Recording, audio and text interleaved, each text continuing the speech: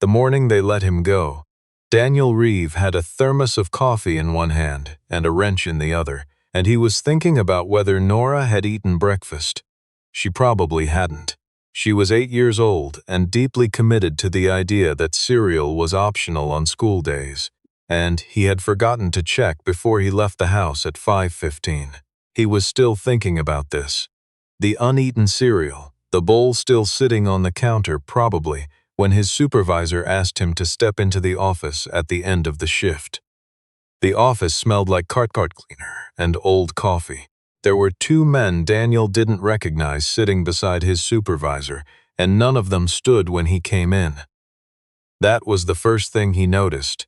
People stand when they're about to say something difficult to someone they respect. These men stayed seated. "We're restructuring the maintenance division," his supervisor said. His name was Frank Ellison, and he had the look of a man who had rehearsed this sentence several times in a mirror that morning. "Your position has been eliminated." Daniel set his thermos down on the edge of the desk. He did this carefully, the way you do things when you are trying very hard not to show what is happening inside you. "I've been here 11 years, he said. "We know that, Daniel, and we appreciate everything. My wife died 8 months ago." The room went quiet. Frank Ellison looked at his hands. The 2 men Daniel didn't recognize looked at the wall. Nobody said anything for a moment that lasted long enough to have a name. "The decision has been made at the regional level," one of the unnamed men said finally. He had the practiced calm of someone whose job was to deliver decisions made by other people. "There's a severance package. 2 weeks per year of service. 22 weeks. Daniel did the math without meaning to. He thought about the mortgage on the house in Sudbury. He thought about Nora's winter coat, which she had already outgrown. He thought about the fact that he had spent 11 years keeping the heavy equipment at Beaumont Industrial running, turbines, compressors, cooling systems, and that the facility would begin losing function within 6 months, without someone who understood those machines the way he did. He picked up his thermos. He didn't say anything else. He had learned, in the 8 months since Helen died, that there were moments when words were simply the wrong tool. He drove home in the early gray of a Tuesday morning and sat in the driveway for a while before going inside. The maple in the front yard had gone fully orange. Helen had planted it the spring they moved in, when Nora was still an infant, and every autumn it turned a color so improbable it looked like something from a child's drawing. He sat and looked at it for a while. Then he went inside to make sure Nora ate breakfast. The months that followed were not dramatic. That was the thing nobody told you about hard times. They were rarely cinematic. They were mostly Tuesday afternoons and grocery lists, and the specific exhaustion of pretending, in front of your daughter, that everything was manageable. Daniel did contract work. He fixed things. He had always been good at fixing things, which was both a professional skill and a habit of character. The problem was that contract work paid less than it used to, and took longer to find than he had expected. And there were weeks when he did the math in his head before bed, and the numbers didn't resolve the way he needed them to. Nora was, in the way of children, acutely aware that something had shifted and determined not to ask about it directly. She watched him sometimes at dinner with a careful, measuring attention that he recognized as his own. She had Helen's eyes and his way of thinking. He wasn't sure whether that was a gift or a burden she'd have to sort out for herself one day. He applied to 15 positions over 4 months. 12 didn't respond. 2 responded with rejections that felt automated. 1 called him in for an interview and then called back to say the position had been filled internally. The 16th application was to Callaway Infrastructure, a mid-sized firm doing a rehabilitation project on the Highway 69 corridor, aging bridges, drainage systems, structural assessments. The posting wanted someone with heavy equipment and structural maintenance experience. Daniel had spent 11 years keeping industrial machinery running in conditions that would have broken down less stubborn systems. He sent the application without expecting much. He got a call the next morning.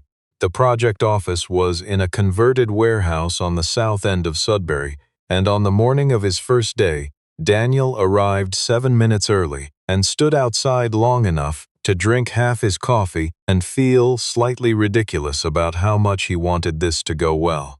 The project manager was a woman named Vivienne Calloway. She was the first thing that surprised him, though he tried not to let that show. She was somewhere in her early 30s, with the brisk, slightly distracted energy of someone managing more things than she had time for, and she shook his hand with the automatic efficiency of someone who had shaken many hands that week. "You have a background in industrial systems," she said, looking at his file rather than at him. "Turbines, compressors, cooling systems. 11 years. Not bridges, no, but the engineering principles overlap more than people expect. The failure modes are different, but the diagnostic logic is the same." He paused. "I also spent 2 summers during college doing structural inspection on secondary roads in northern Ontario. Contract work." She looked up from the file. This was the second thing that surprised him. She actually considered what he had said, rather than moving past it. "We have a problem with the Regent Street overpass," she said. "The previous assessment flagged stress fractures in 2 of the support beams. The contractor who did the repair work 6 years ago used a rebar substitution that wasn't caught in inspection.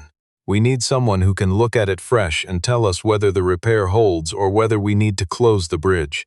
When do you need the assessment?" "Yesterday," she said, and then, for the first time, she smiled. It was a small, dry smile, but it was real. "Can you start Monday?" He started Monday. The work suited him in the way that work sometimes does when it asks something genuine of you.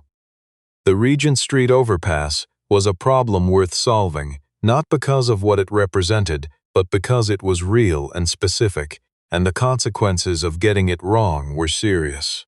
Daniel liked problems with weight to them. He always had. He spent 3 weeks on the assessment. He pulled the original contractor files, which took effort because the filing system was, charitably, approximate.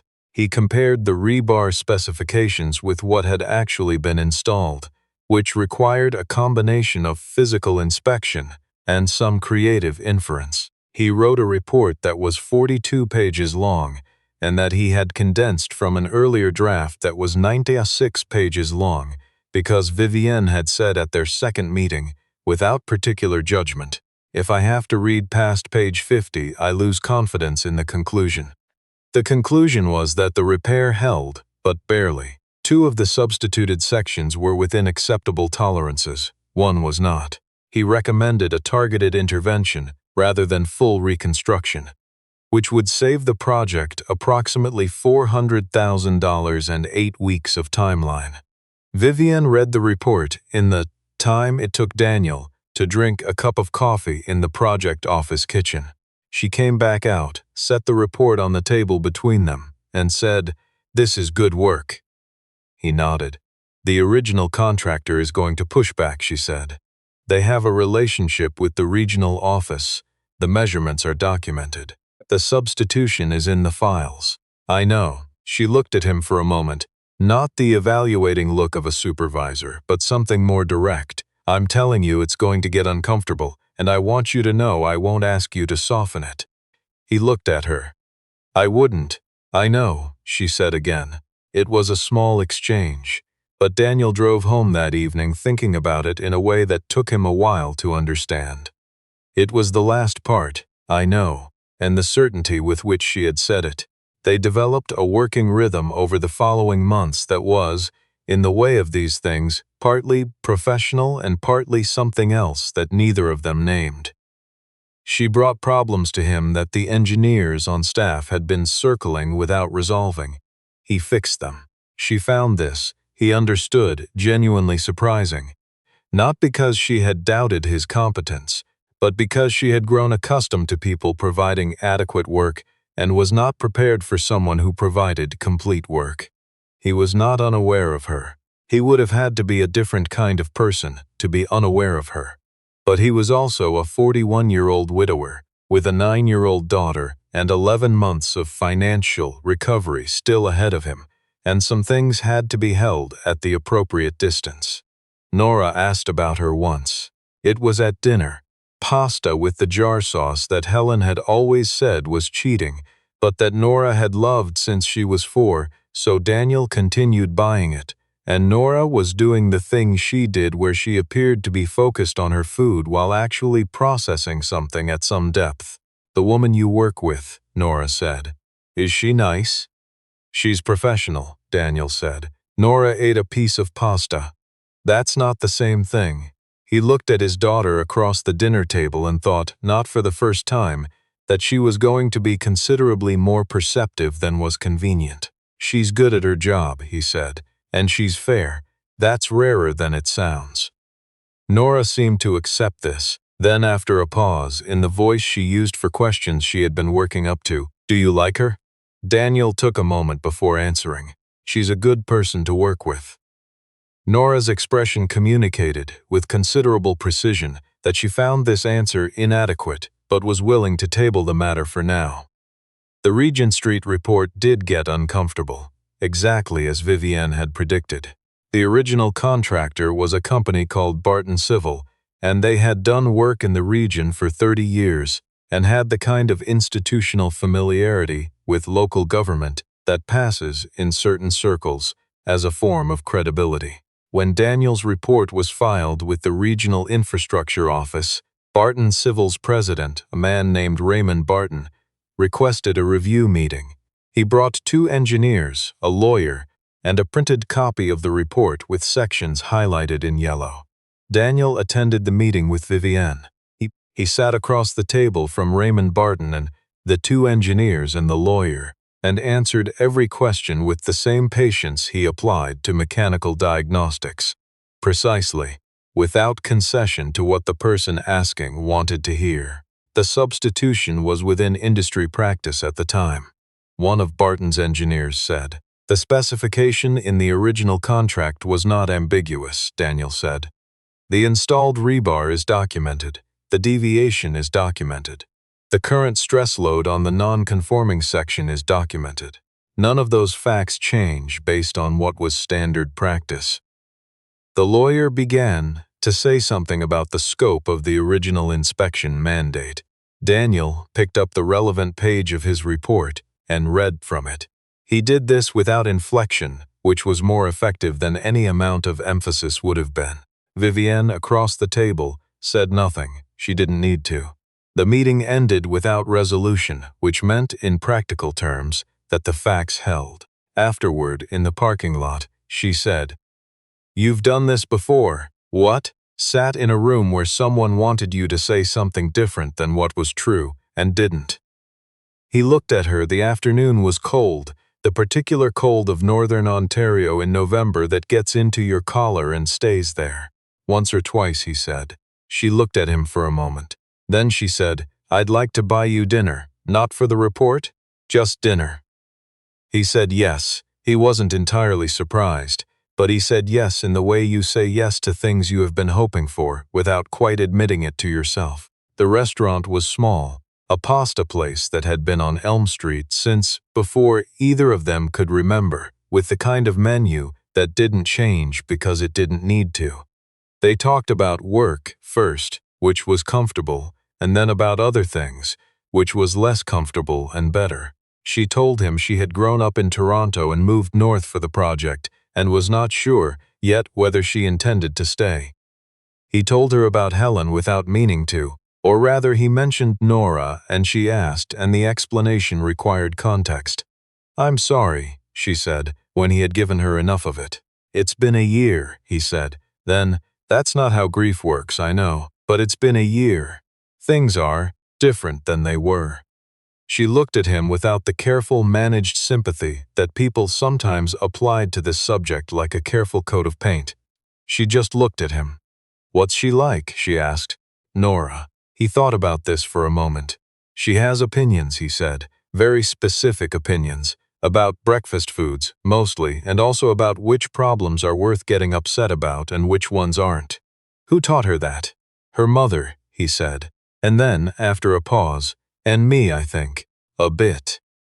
They stayed at the restaurant, until the table beside them turned over twice. He drove home thinking that he had not talked that much in a single evening in longer than he could easily calculate, and that it had felt, against his expectations, like something he had needed.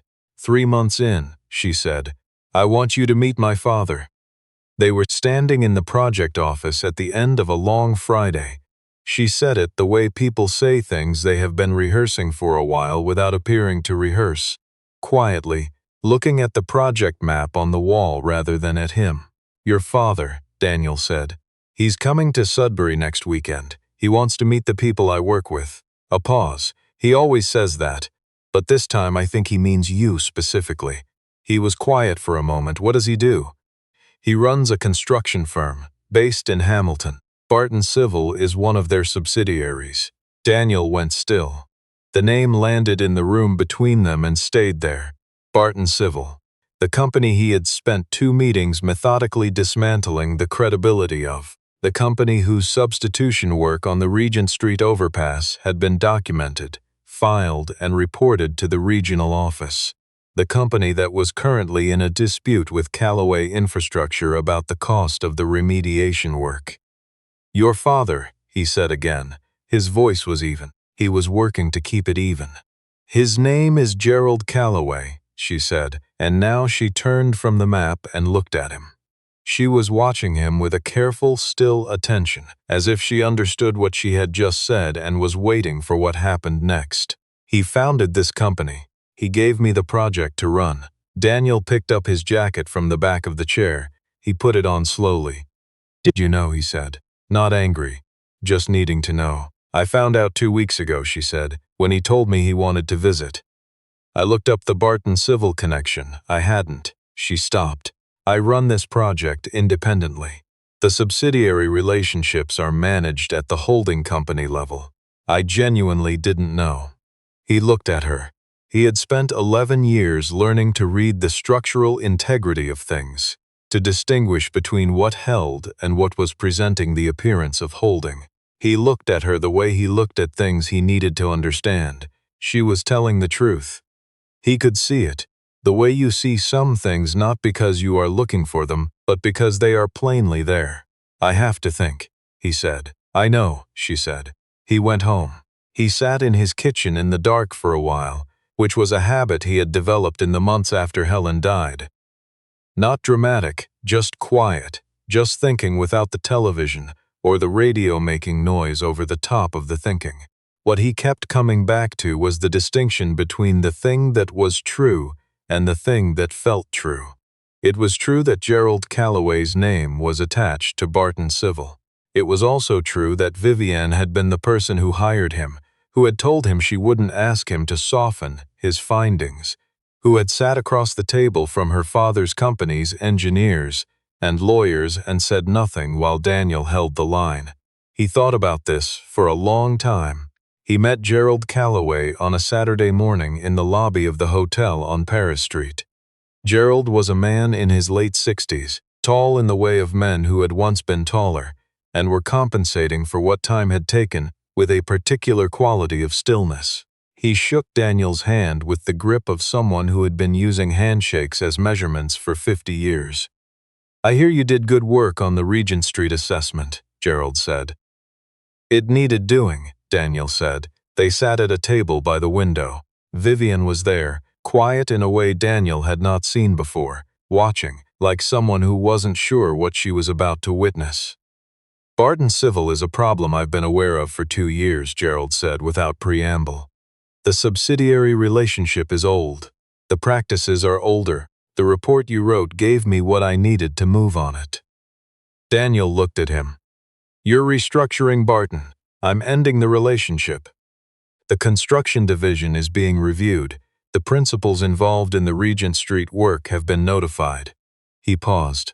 "This is not something I'm telling you to change the nature of the documentation. The report stands." "I know it does," Daniel said. Gerald looked at him for a long moment. There was something in the look that was not quite an apology and not quite an acknowledgement. It was the look of a man who understood that certain things could not be made right by any gesture large enough to make. and who had lived long enough to know what to do with that. She told me what kind of work you do, Gerald said. He glanced at Vivian briefly, then back to Daniel. She doesn't say that about many people. Daniel didn't say anything. I have a problem with the Sault Ste. Marie bypass project, Gerald said. Drainage systems are failing. The engineers are disagreeing about why. I'd like you to look at it. I'm contracted to Callaway Infrastructure through the spring. I'm aware of that. He picked up his coffee after the spring. Daniel looked at Vivienne. She was looking at the table.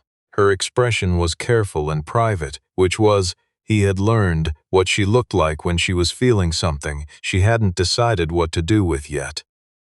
I'll think about it, Daniel said.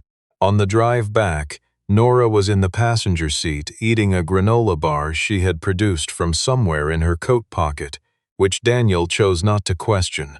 She was 9 now, and her capacity for producing things from coat pockets had expanded, along with her general sense of proprietary relationship to the world. How was it? She asked. Fine. She ate her granola bar. Is he a good person? Daniel thought about this for a while. The highway stretched out through the boreal, the spruce trees dark against the pale November sky, the road marked at intervals with the orange construction signs from the corridor project. He's trying to be, he said. I think he's been trying for a while, and it's recently started working. Nora considered this. That's what counts, kind of. It's part of what counts, he said. Not all of it. She seemed to think this was fair. They drove for a while in the comfortable silence that had developed between them over the past year, the silence of two people who had learned to be in the same quiet without needing to fill it. Do you like her? Nora asked.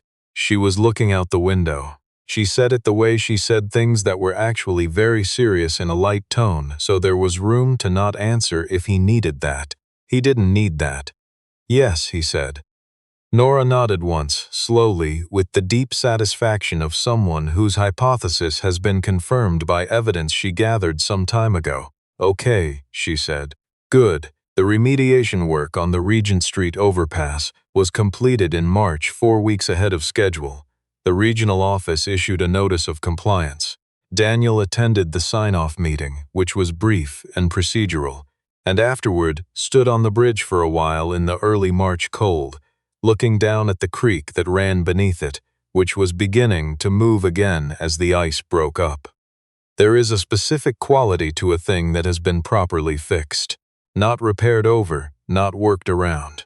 Actually corrected, the fault found and addressed at its source. He had felt it with machines for as long as he could remember. The hum of a system returning to spec, the way a structure settles when the load is properly distributed. He stood on the bridge for a while, thinking about this, and about Nora, who had grown 2 centimeters since September, and was currently deeply engaged in an argument with her teacher about whether the square root of -1 was a real number or a definitional convenience. She had called it a definitional convenience, which was, Daniel thought, probably correct and also probably not what the grade 4 teacher had been expecting. He thought about Vivienne, who was at that moment in a site meeting 40 minutes north, and who would call him when it was done the way she had started calling him when things were done, which was a habit they had both settled into without discussing it. He thought about what it meant to rebuild something after it had failed. Not sentimentally, he had never been prone to sentiment. Just practically, you found the fault, you documented it, you addressed it at the source, and then you trusted the repair, not because you were certain it would hold forever, but because you had done the work honestly and that was what you had. His phone rang. He pulled it out of his pocket and looked at the screen. He answered it. The meeting ran long, Vivienne said. Her voice had the particular flat quality it got when she was tired and still moving anyway, which he had learned to read as a version of determination. Tell me the bridge is done. The bridge is done, he said. There was a pause on the line. He could hear distantly the sound of wind on her end. She was outside, probably in the parking lot, probably about to get in her truck. Good, she said. And then, in the voice she used for things that mattered to her, how are you doing? He looked out at the creek, the cold water moving under the bridge, the last of the ice giving way at the edges. Better, he said. Getting there. It wasn't everything, but it was true, and it was enough. And some things you hold not because you're certain they'll hold forever, but because the work was done right, and the ground beneath it is solid, and that, for now, is what you have to build on.